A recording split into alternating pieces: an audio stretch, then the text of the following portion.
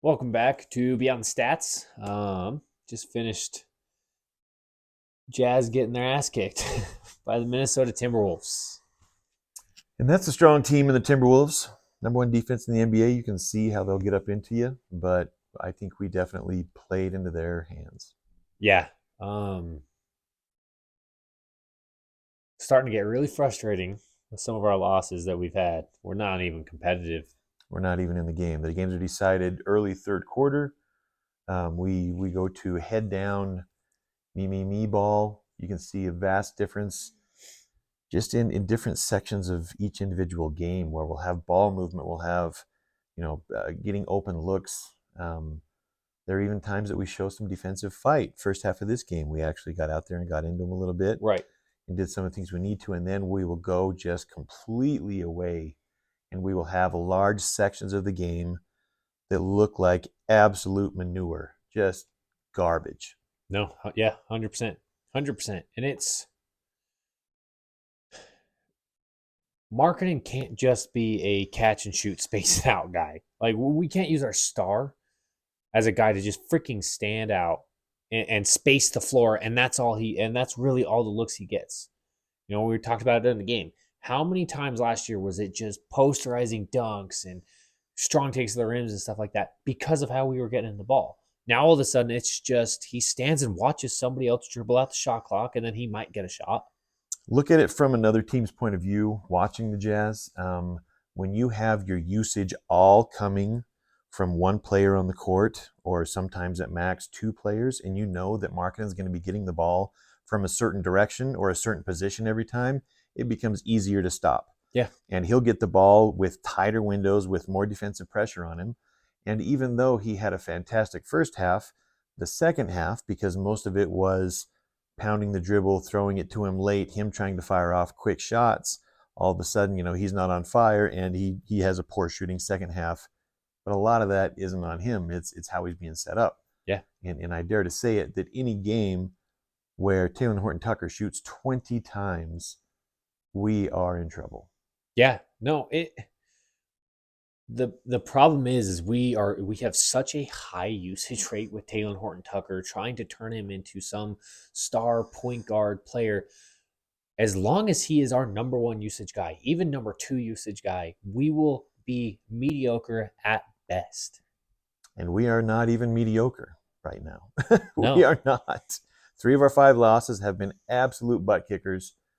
We are definitely in the bottom third at best Yeah. of the Western Conference. And At best. the difference is even when he's making shots, and he went on a little run and stuff like that, there's no one else on the floor on our team getting into any sort of rhythm. There's no ball movement. There's no flow to the game when he is on the court and he is just pounding his dribble. At some point, whether you're looking at the box score or anything like that, at some point you have to see that he is not a star point guard, future star point guard in this league. That if you truly just use an eye test, you can see everyone else on the court performs worse while he was on the court, and he is just pounding his dribble. And if you look at it in interviews when they talk to him, what do you think about this matchup? What do you think about this game? What is his answer always? I just need to be more aggressive. Yeah. I just need to be aggressive. And so you understand what kind of a player he is. Okay, there's a place on a team for a player like that. It's called a backup guard that comes off the bench and does a few aggressive things. But you can see in his mindset also when he's out there on the court and he's matched up with Anthony Edwards, was he trying to play solid defense and block off the driving lanes and makes his shot tough? No. He was trying to get up into him and thinking that he was going to play him one-on-one, thinking that it was a me against you, me and you, right? Me and you, right? Yeah, we're the same. No, you're not, dude. That's why when he's driving, he's trying to jump in there and swat it, and he's all slapping him. And just the mindset isn't correct for a starting point guard in this league. And so after a while, you have to make the decision and see that as Jazz fans, we have brain cells functioning in our head that some of this already is lying on coaching. Yeah. No, that's the decisions of the head coach are starting to show itself. Which is concerning, right? We were so excited about this coach, this young coach being able to come in, and it is like a completely different coach this year. It's like a different coach this year. Kessler's a different player this year. Our lineup is different. Our whole team is just all of a sudden a different team in a much worse way. We've got to hope that the coaching staff comes to decisions and sees this isn't working. We're able to pivot and make the tough decisions that have to happen that should have already happened over the summer. For some reason, we decided that Ochai cannot play a single minute at the two, which is mind-boggling. I get it that he's not a high-level penetrating ball handling playmaking two, but he is a strong 3-and-D two guard. Yes. And our team would be better playing him there. No, 100%. And this is one of those games that I said it several times during the game. It makes no freaking sense. He comes out and plays a really strong first half. He hits. He's getting good looks, which all of a sudden weird. He's starting to make it. He's active on the boards. He's active defensively, and our team is playing much better. Him and Keontae George playing together, Markkanen playing together. Has a really strong first half. Mm-hmm. Comes out, we kind of have a weird second half going on. He plays a few minutes and gets benched for the game. He was our best plus minus player on the game with a bad few minutes in the second half. And could only get a few minutes in the second half, and they weren't terrible. His movement and spacing was still good. His gravity pulls players away from other players on the perimeter. And not only that, we decided to go to a zone and for so many possessions. And we were counting out loud how many possessions in a row they scored 6 off of wide open shots against our zone. Yeah, so it was a tie ball game when we went to zone. They scored 6 out of 7 And in their the first zone, one they and missed the first one they missed, and it was a wide open shot. three-pointer. Yeah. It was wide and open. They made their next 6 in a row. Yeah, they should have gone 7 in a row. It took us 7 possessions to start to kind of move away from the zone. They should have scored every possession and scored 6 out of the 7. And all of a sudden we're down 15. Just like that. And we have a really bad habit, and it's who the guards are. But when we start to a little bit fall away, we just go straight one-on-one basketball. Mm-hmm. There's nothing else beyond that. We also start that way. The game starts every game this season, besides the Clippers game. We have started behind. We have started not in a rhythm. We could petition the league to play Memphis once a week. That's true. We could try that one on for size. They're a nightmare. So thank you, Memphis. Yeah, no From kidding. the bottom of our hearts, we thank you. We know you're going through some troubling times. There's a lot going on that really is making me question. I don't think that we are a top team. I think that we have better players than what our play is showing. I would agree. And better lineups and rotations that we could do. And I think that we're going to be, seeing some changes during the season. We play at Chicago on Monday, and I think it was your dad that mentioned maybe we could just swap some players right there that night. It would be perfect. We could just have some players pack a little bit of extra gear and say, you're going to be in Chicago till. Yeah, you're going to be in Chicago for a while. From here on out. and the hope is, and you got to believe that there's no way Danny Ainge is watching the start of the season and Justin Zanuck, and they are content with who is on this roster, content in the direction we're going, because we have taken a giant step backwards from where we finished the season last year. Yeah, and I would be perfectly fine. Losing to the Timberwolves is not mean it's the end of the world, but playing the way that we are playing is what really is alarming, right? Timberwolves are a good team. I think I had them 4th, right? In the preseason. And I think they're a good team. I think they'd be even better if they could get a good player for Karl Anthony Towns. Yeah. In my own opinion, but I think they're a good team. So it's not bad that we lost them, but the way that we are going through the games in the season is a little bit alarming. Like I said, what are we now? 2-5? 2-5. And it's been 4 of the 5 losses have been ugly. Yeah. I mean, that Magic game that we had 2 nights ago was good for the team to be in a close game down the stretch, and we managed not to get that one done, but we still made some tough shots down the stretch to bring it within striking distance. But that's a game, though, once again, you got to argue there was bad coaching decisions at the end. Markkinen just hit a big shot to, I believe, tie the ball game Go up one. or to go up one. Banchero comes down and scores. We get the final shot. We get We two don't cracks at even it. Yeah. we don't even run anything from Markkinen. Markkinen goes and stands to the side while Tucker and Clarkson run a weave together.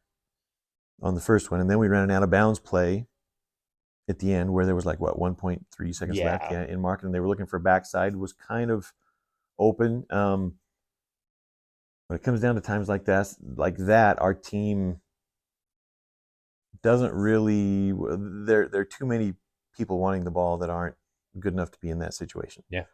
That was interesting that we tried to get the ball in Keontae's hand. Well, he was one of the options coming off the screen in that Right. final one. Kind of a little bit of a miscommunication on where he needed the ball to get that done. But And the thing is this is one of those games though tonight that was good in the sense of Keontae George got a lot of minutes.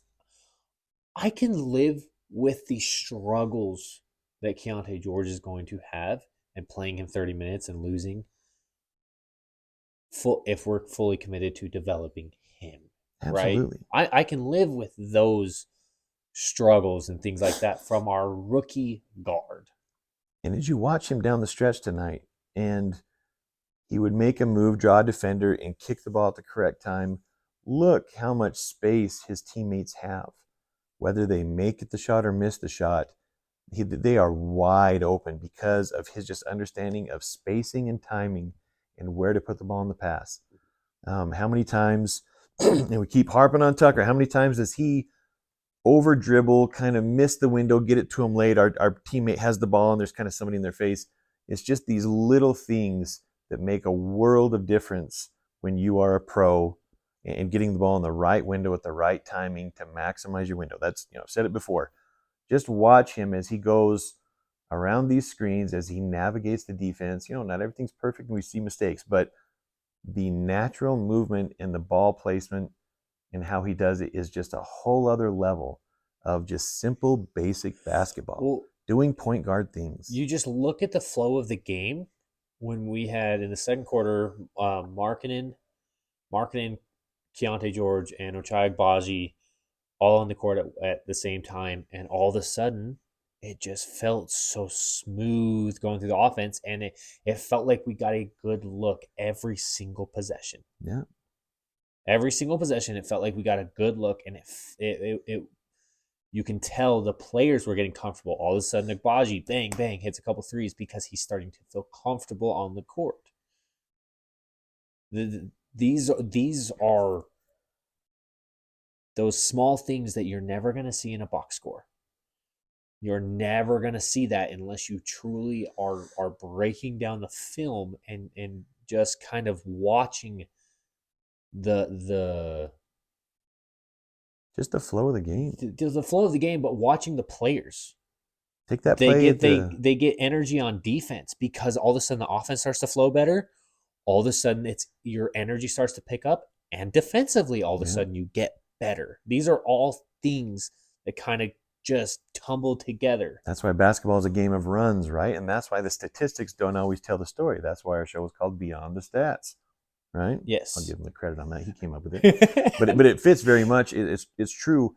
Take the possession right at the end of the first quarter, right? Was it the end of the first quarter when Keontae got the ball at the top, could have taken a shot, could have forced it, went around the player, nice speed, drove into Gobert in the key, kicked it over into the corner to Ochai, wide open three. We get a 3-pointer at the end of the first quarter, yeah, right? Yep. And that one right there, he is the only point guard that played tonight. I don't think Chris Dunn got a single minute. He did not. That would have done that saw it that way, that created it that way.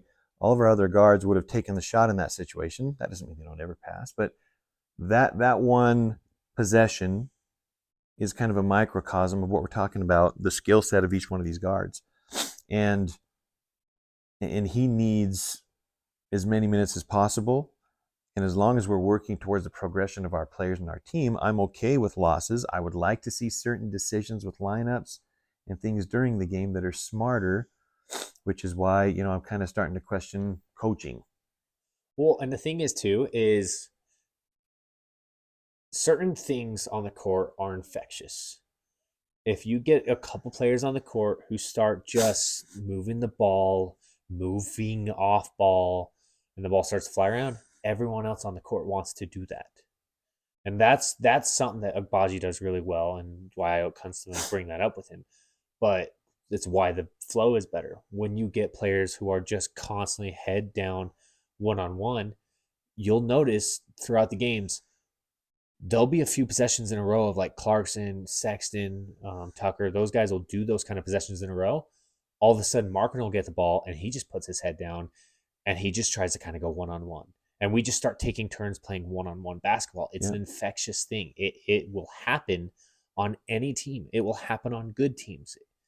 It is special to have a team that can be comfortable with that happening and not to let that take over their Right. identity of their team. Especially once you start to get behind, once the other team starts to hit a few buckets, the really high level teams are still calm. They'll still do their thing. They still know their identity in those minutes. So you even mentioned it once where Horton Tucker had the ball and a teammate could have kind of ran to a position that was a little bit open, but he knew because of the tendency of Horton Tucker that he was going to go, and he immediately flew in there for a rebound because you just know, right? You Yeah, know, you've been around that player enough in practices and all the games and stuff, and you're trying to recognize their trends. So that it kind of, like you said, it kind of pulls the team in a certain direction. I think that's what's so exciting about Keontae is anyone that's on the court when they're playing with Keontae, they seem a little bit like more ready for the pass Mm-hmm.